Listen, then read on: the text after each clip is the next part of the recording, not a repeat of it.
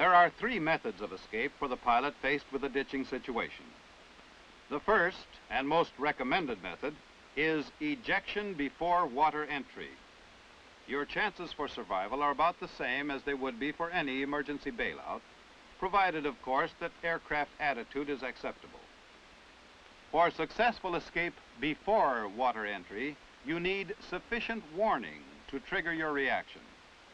Your aircraft must have sufficient speed to jettison the canopy, sufficient altitude to permit the escape system to complete its functions and provide a safe rate of descent. Given these conditions, your safest bet is ejection, thereby avoiding a ditching situation. If you must stay with your aircraft, you face an underwater escape and a much reduced chance of survival. The problems of underwater escape were studied by the Navy's Aerospace Crew Equipment Laboratory. Various submerged situations were simulated. Much helpful information was obtained.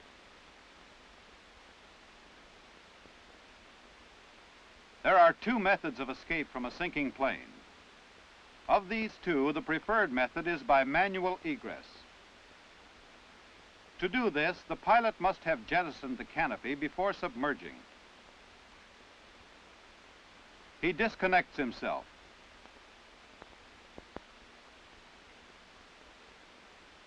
Pulls himself out of the cockpit and ascends to the surface.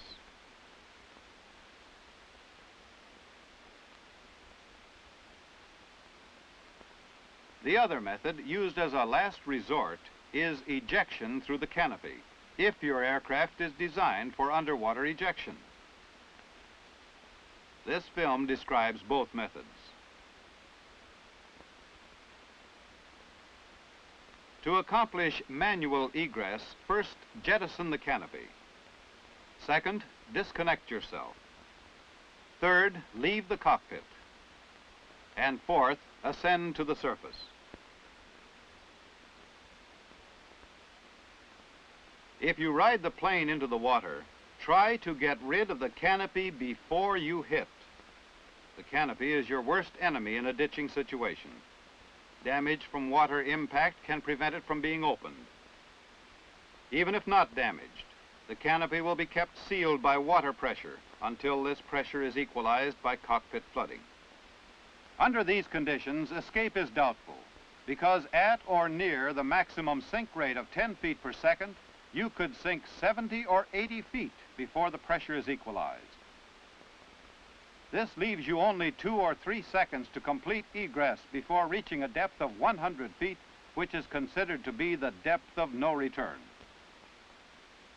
Another serious canopy hazard. If cockpit pressure does not equalize fast enough, the canopy implodes violently at some depth between 15 and 50 feet. The shrapnel effect of the imploding fragments could be fatal. To avoid these hazards, get rid of the canopy before you hit the water. Remember, some aircraft require airspeed to break the canopy hinge. If you ride one of these planes into the water, and the plane sinks before the canopy can be jettisoned, you have little chance for survival.